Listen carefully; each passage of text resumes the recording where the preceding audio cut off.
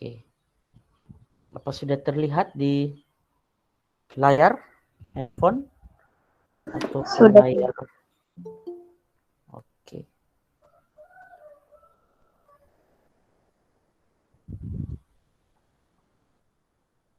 Jadi kita masuk ke pertemuan ke-10 dengan topik atau judulnya adalah masih tetap ukuran penyebaran dan fokus kita ke kemencengan dan keruncingan. Ya, jadi seberapa besar data tersebut mengalami kemencengan atau keluar dari kurva normal dan seberapa besar atau seberapa tinggi ya atau rendah kurva itu. Ini sebenarnya rujukannya ke simetri ya, data yang simetri karena dalam statistik itu kita kan mengharapkan data kita itu simetri ya atau tidak mengalami kemencengan atau mengalami peruncingan yang ekstrim. Oleh karena itu, maka kita bisa mengecek ya, bisa mengecek apakah data kita itu mengalami kemencengan dan juga keruncingan. Sebenarnya manfaat dari menceng dan runcing ini kalau dalam statistik itu berguna nanti ya ketika data kita itu ekstrim ya, ekstrim terlalu tinggi dan ekstrim terlalu rendah atau datanya terlalu banyak menumpuk di tengah atau terlalu banyak menumpuk di ekstrim, titik ekstrimnya. Itu sebenarnya kita sangat kemencengan dan keruncingan sangat membantu untuk pengobatan istilahnya. Karena mengharap data kita itu kan diharapkan untuk membentuk menceng yang datanya tidak terlalu menceng atau tidak mengalami keruncingan. Ya. Oke, kita bahas dulu ke kemencengan atau kecondongan atau istilah Inggrisnya squeamish. Ya. Nah, pada materi terkait ukuran pemusatan itu telah kita bicarakan mengenai hubungan antara ukuran pemusatan yaitu rata-rata, median, dan modus. Apabila rata-rata berbeda atau dalam hal ini bisa lebih besar atau bisa lebih kecil daripada median dan modus, maka data kita pastikan akan mengalami menceng. Ya, baik itu dari menceng negatif atau menceng positif. Nah, apabila ketiganya sama, maka data kita itu terdistribusi secara normal atau berbentuk simetri. Kalau Anda ingat kembali materi terkait ukuran pemusatan. Tetapi jika ketiganya nilai tersebut tidak sama, rata-rata, median, dan modus, maka data kita itu tidak terdistribusi secara normal. Dan data tersebut akan mengalami kecondongan atau kemencengan. Ya, seperti itu. Nah, terus untuk ukuran kemencengan atau kecondongan atau squeamish ini itu ada dua rumus. Rumus yang pertama, rata-rata dikurangi modus bagi simpangan baku. Rumus yang kedua itu dengan median. Jadi 3 kali rata-rata kurang median bagi simpangan baku. Ya. Untuk kedua rumus ini sebenarnya pemilihannya tergantung. Kenapa pakai dua rumus? Saya pilih salah satu saja ya. Kenapa? Karena umumnya atau biasanya data itu kan tidak punya modus gitu. Jadi untuk mengantisipasi data yang tidak memiliki modus, maka untuk kemencengan atau kecondongannya kita menggunakan ukuran ini ya, squeamish yang menggunakan median, rumus median dalam penerapan atau dalam menghitung kecondongannya. Di mana SK itu adalah koefisien kecondongan atau koefisien kemencengan, mu atau X bar itu adalah rata-rata, MO modus, MD median, dan sigma atau S itu adalah standar deviasi atau simpangan baku. Nah, kemudian kriteria kecondongannya itu dari -3 sampai +3. Kalau Anda menghitung kecondongan sampai ke angka -3 atau sampai ke angka +3, itu kecondongannya atau kemencengannya level yang parah kita bilang ya. Parah itu artinya apa? Data kita itu terlalu ekstrim, mencengnya itu terlalu ekstrim. Ya, seperti itu. Nah, apabila kemencengan negatif itu menunjukkan kurva negatif ataupun sebaliknya ya, mencengnya ke positif, maka kurva yang condong kalau kurvanya mencengnya negatif, maka bentuk kurvanya condong negatif. Sebaliknya, kalau kita menghitung hasilnya positif, kemencengannya positif, maka kurvanya juga akan condong positif. Namun apabila nilainya 0, kalau kita hitung hasilnya 0, maka kurvanya tidak menceng ke kiri, tidak menceng juga ke kanan, tidak menceng negatif, tidak menceng positif, melainkan simetri.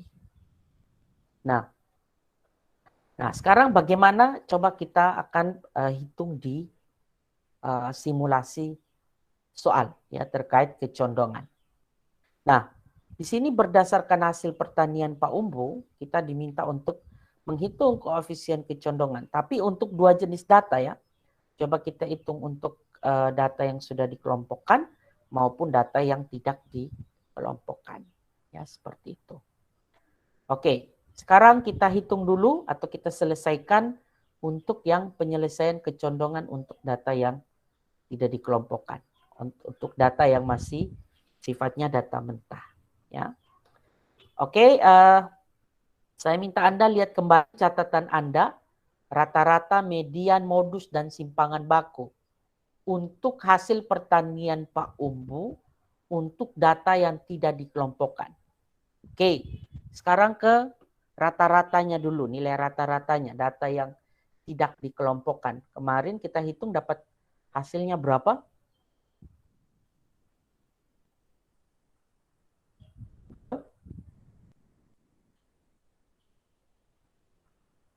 Ini suara saya terdengar tidak ya? Kelas ini diam. Dengar, Pak. Oh iya. Dengar, Pak. Oke.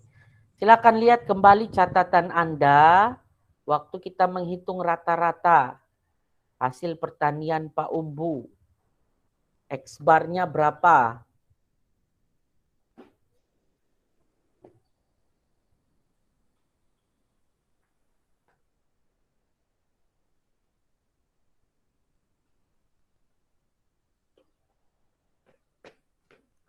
Halo?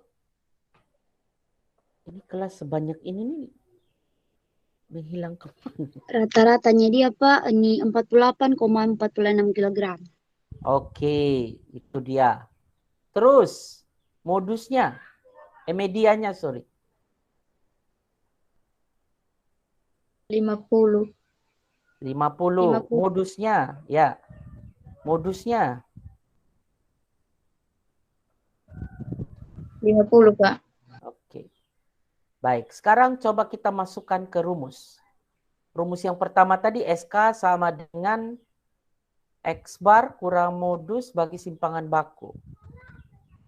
Simpangan bakunya berapa dulu di catatan?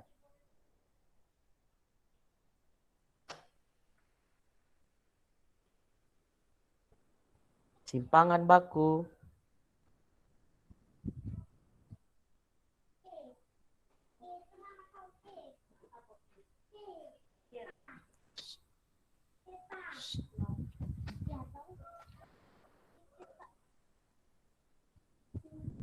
Berapa? Simpangan baku, data tidak berkelompok.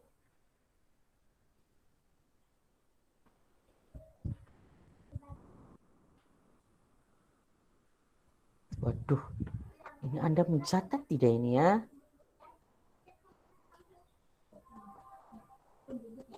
Catatannya ada tidak ini?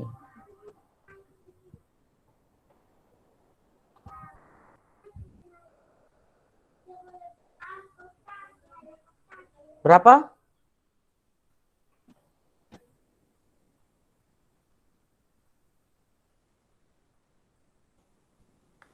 Halo, simpangan bakunya berapa? 15,711081 Pak. Oke. Anda carinya cepat ya. Oke, sekarang masukkan ke rumus. SK sama dengan X bar kurang modus bagi simpangan baku. Berarti masukkan ke rumus SK sama dengan SK sama dengan X barnya berapa? 48,46 Pak. Ya, kurang modus 50 Pak. bagi simpangan baku. Bagi 15,71. Oke. Coba 48,46 kurang 50. Min Min 1,54. Min 1,54 bagi 15,71.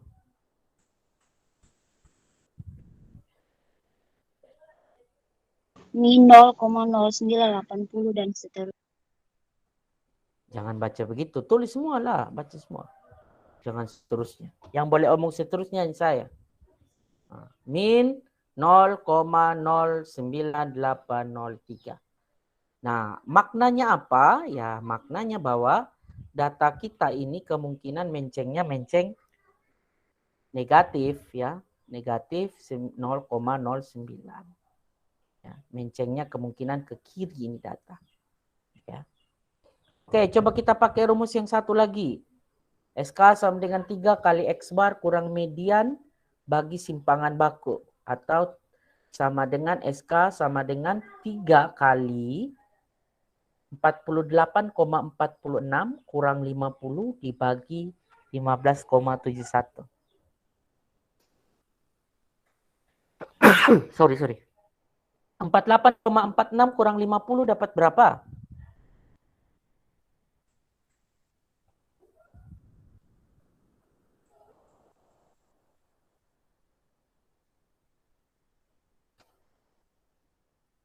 48,46 kurang 50.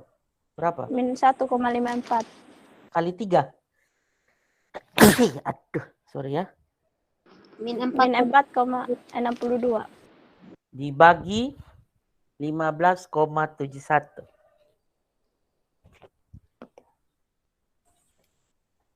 Min 0,2940. Ya. Min 0,29. Artinya sama juga ya. Kemungkinan besar data ini menceng ke arah kiri atau menceng negatif. Ya. Mau dicatat dulu? Ditulis kembali? Mau, Pak. Oke. Silakan.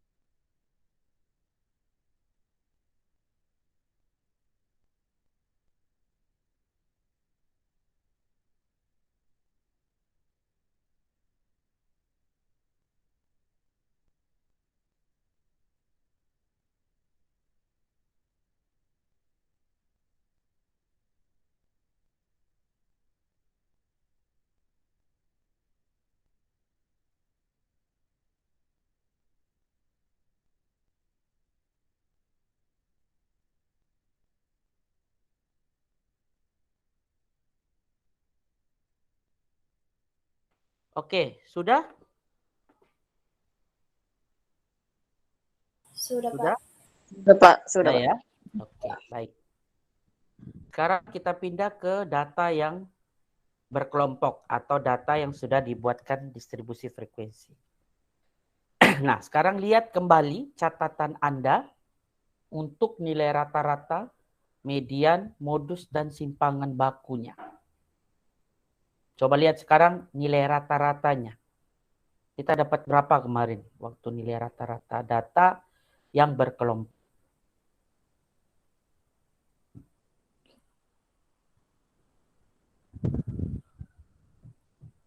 Coba lihat kembali catatan Anda, data berkelompok, atau yang sudah kita buatkan distribusi frekuensi. Rata-ratanya berapa? 49,5, Pak. 49,5. Terus medianya?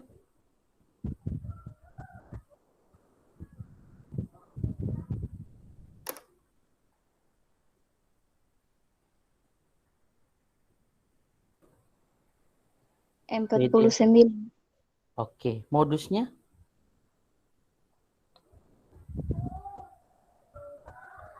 Empat puluh sembilan juga, Pak. Oke, terus simpangan bakunya?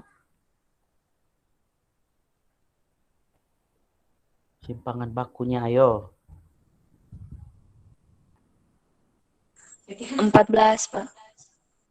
Oke, 14. Oke, kita masukkan ke rumus seperti tadi. Nah, SK sama dengan rumus yang pertama kan ada X bar kurang modus bagi simpangan baku. Kalau data itu tidak punya modusnya, maka Anda tidak perlu pakai rumus yang pertama ya, bisa pakai rumus yang kedua yang 3 kali X bar kurang median bagi simpangan baku.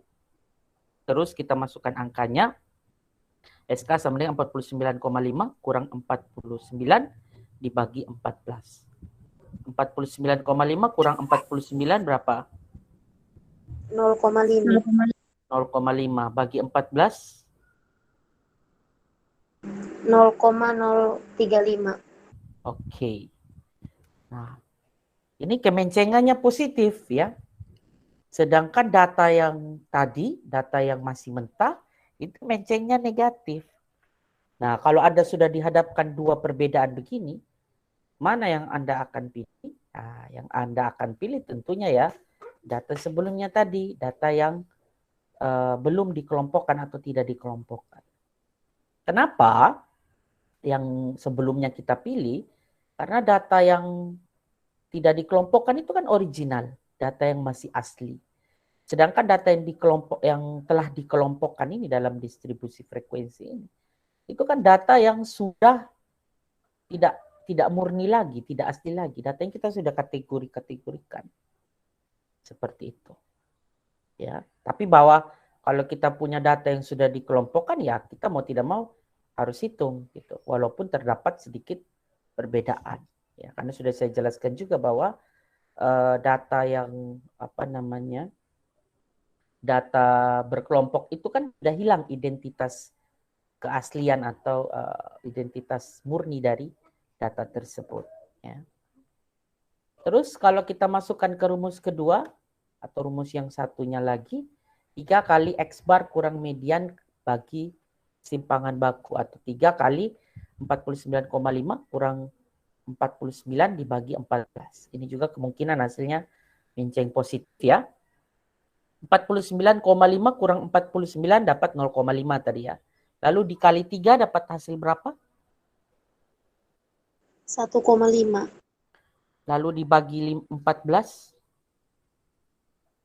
0,1071. 0,107143. Nah, berarti ini kemencengan data hasil panen Pak Umbu yang dikelompokkan itu positif, tapi yang tadi data yang tidak dikelompokkan itu justru dia negatif ya. Seperti itu. Oke, mau dicatat dulu? Mau, Pak. Oke, silakan.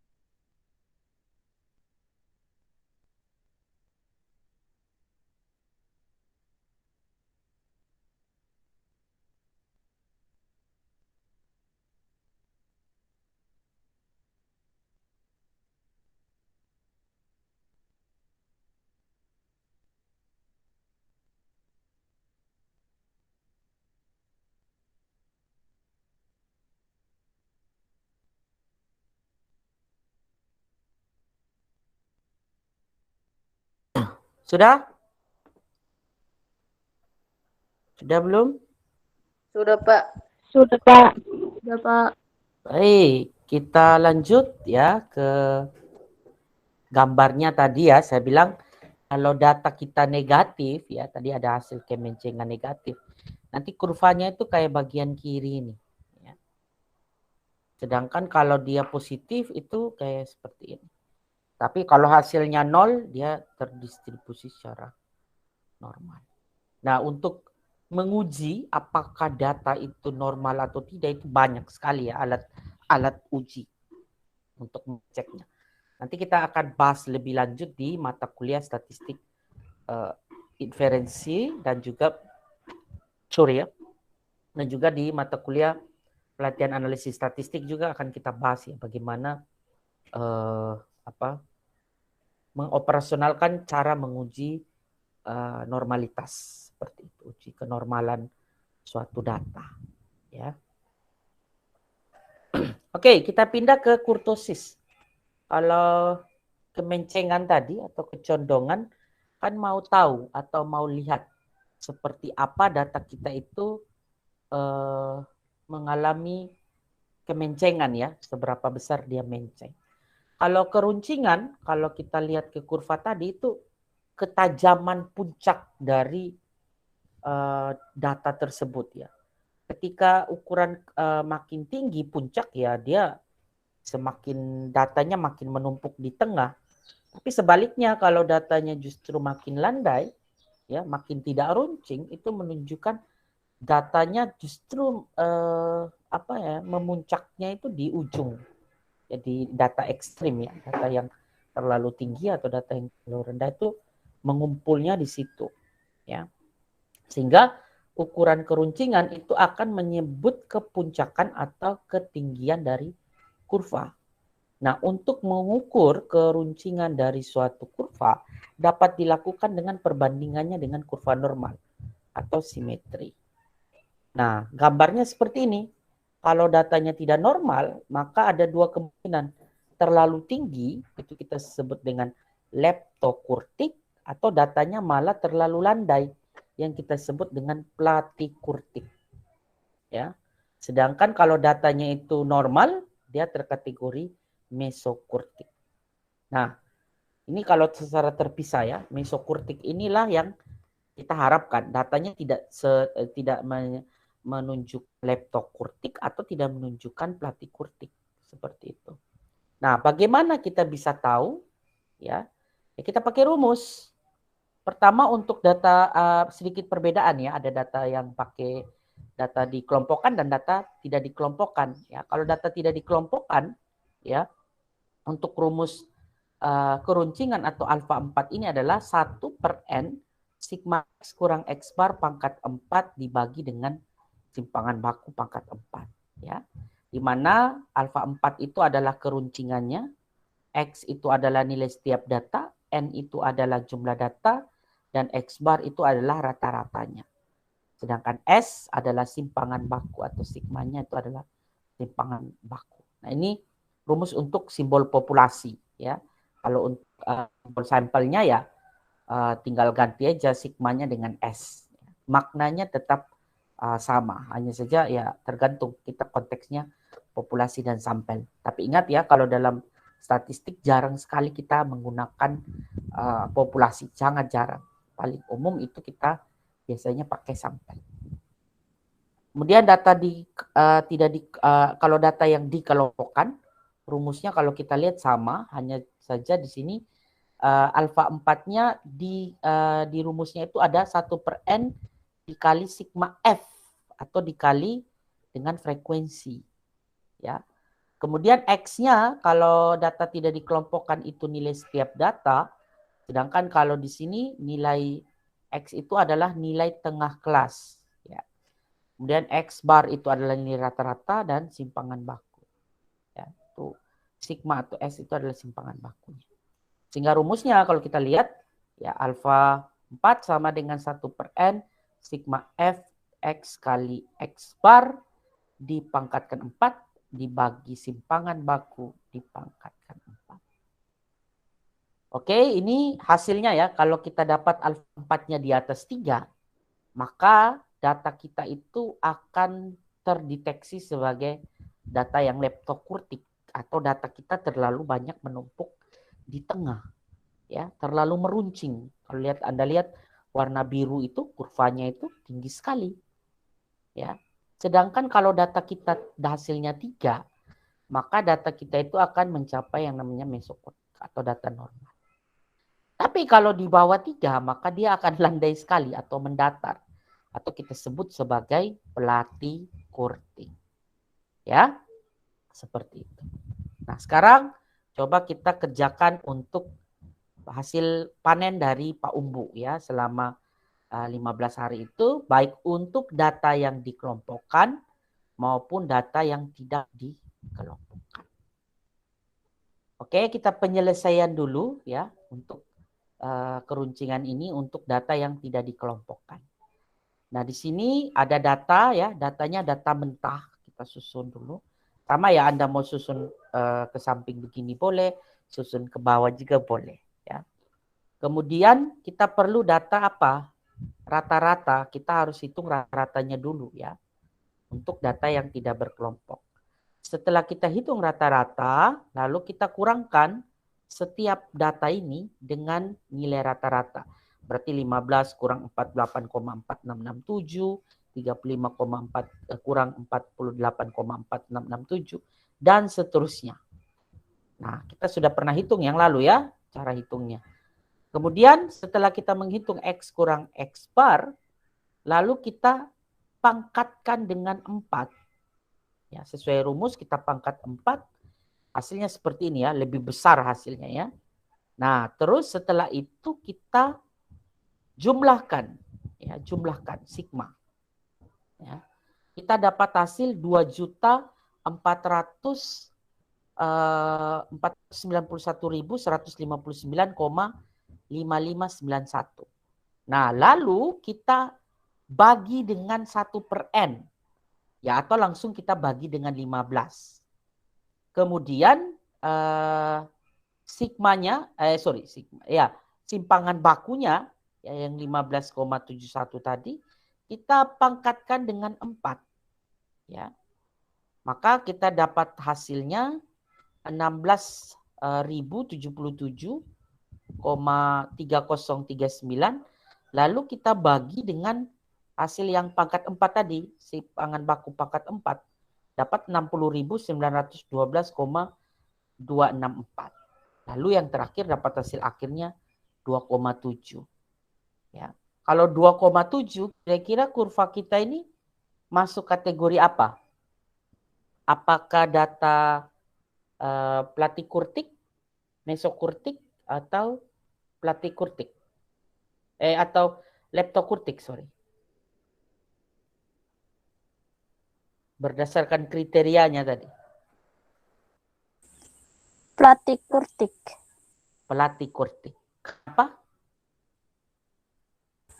Dihasilkan distribusi platykurtik atau mendatar. Ya, kenapa? Pertanyaannya kenapa? Karena alfa 4 yang kita temukan hasilnya kurang dari 3. Kurang dari 3 gitu kan. Maka dia terkategori platykurtik. Oke. Lanjut atau dicatat dulu? Catat dulu, Pak. Catat, Pak. Oke.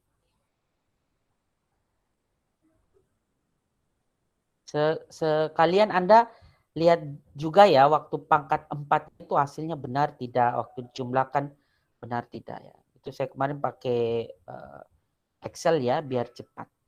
Nah, cuman Anda sambil mencatat digunakan kalkulator juga ya. Apakah hasilnya sudah tepat atau masih keliru. Oke, silakan dicatat.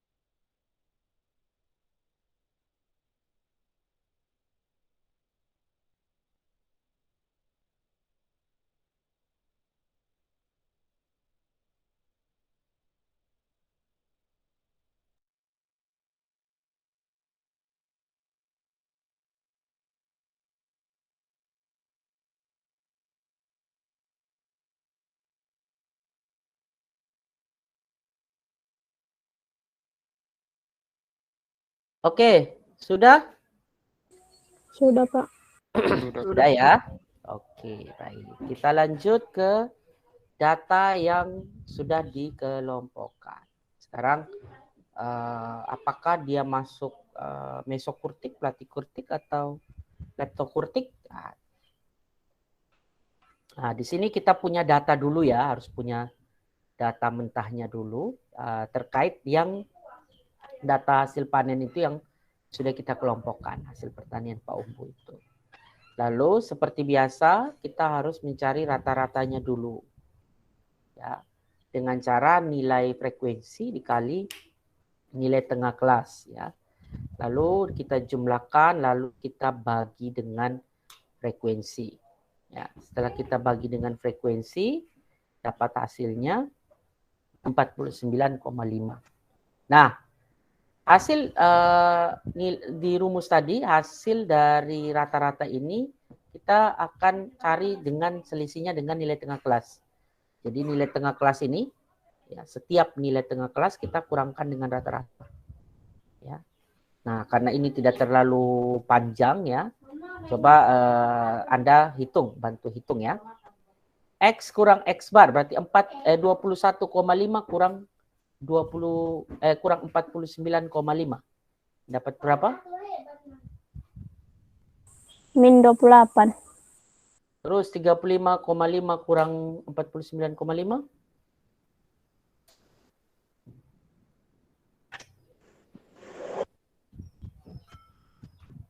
Dapat berapa? Min 14. Oke. Terus 49,5 kurang 49,5 0 ya. Sisa yang lain mirip juga ya, 63,5 positif 14 dan 77,5 kurang 49,5 28. Lalu sekarang kita pangkatkan dengan 4. Kalau di rumus dia pangkat 4. Berarti min 28 dipangkatkan 4 dapat berapa?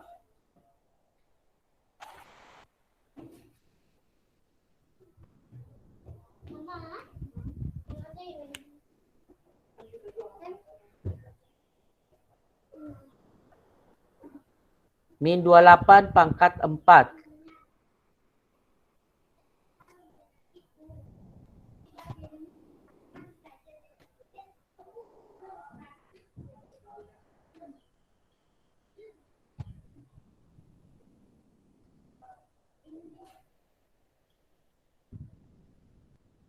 $614,656. Oke, terus min 14 dipangkatkan 4.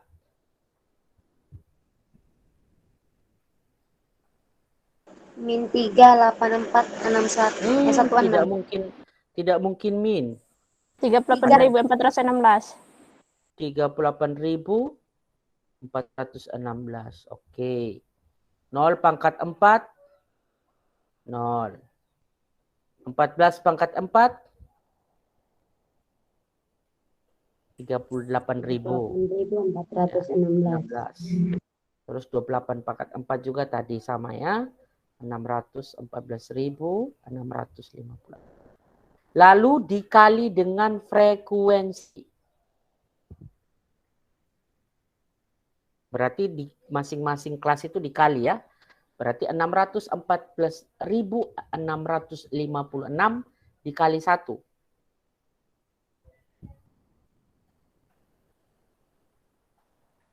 Hasilnya berapa? Tetap, Pak. Ya. 614.656. Lanjut, 38.416 dikali 3 hasilnya.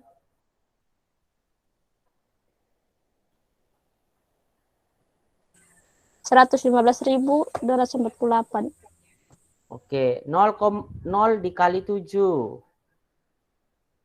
0. 0. Kemudian 38.416 kali 3 tadi. Hasilnya pasti sama dengan yang kelas kedua. Kemudian 614.656 dikali 1. Hasilnya sama dengan kelas ke-1. Oke, kalau sudah lanjut kita jumlahkan. Coba sekarang Anda pakai kalkulator lagi, jumlahkan 614, 656, 614.656 tambah 115.248 ditambah 0, tambah 0, tambah 115.248 dan terakhir ditambah 614.656.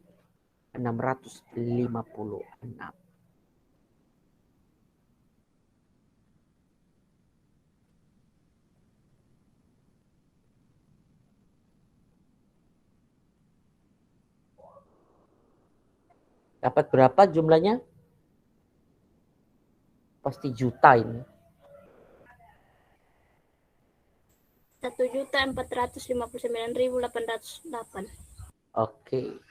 1.459.808. Masuk ke rumusnya, dibagi 15, ya kan kali 1/15 ya, 1/n. 1/15 atau sama saja kita bagi 15, dibagi simpangan bakunya 14 pangkat 4. Nah sekarang 1.459.808 dibagi 15.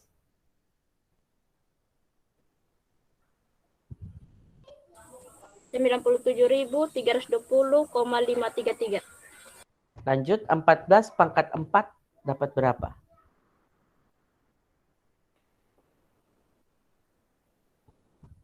Pembagian 38.416. berapa? 38.000 ya? Oke, 38.416. Oke, sekarang 97.321, sekian tadi Anda bagi dengan 38.416. Dapat berapa?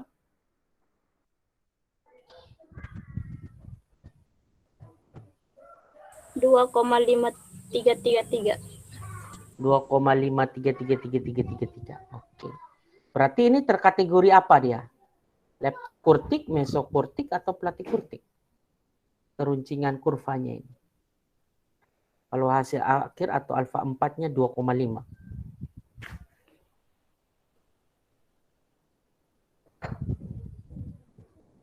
Masuk ke dalam.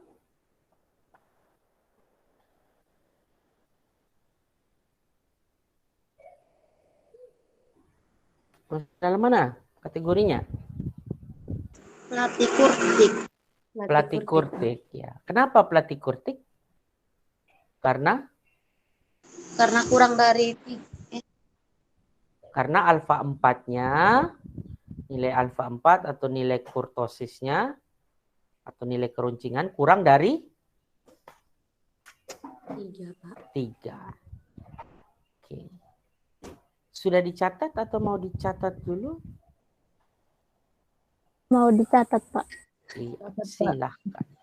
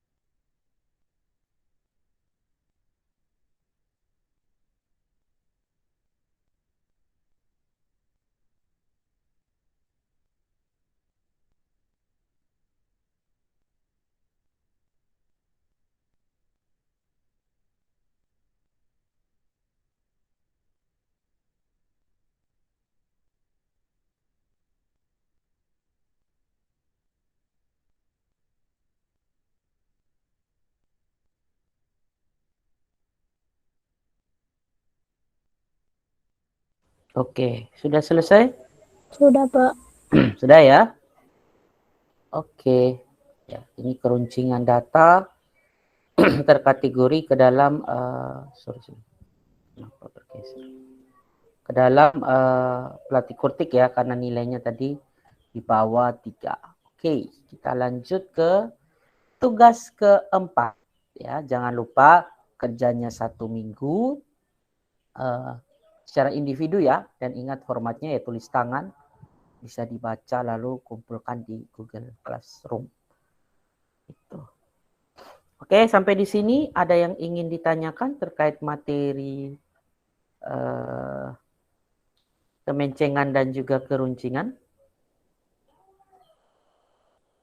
Tidak ada? Oke, kalau tidak ada, saya akhiri presentasi.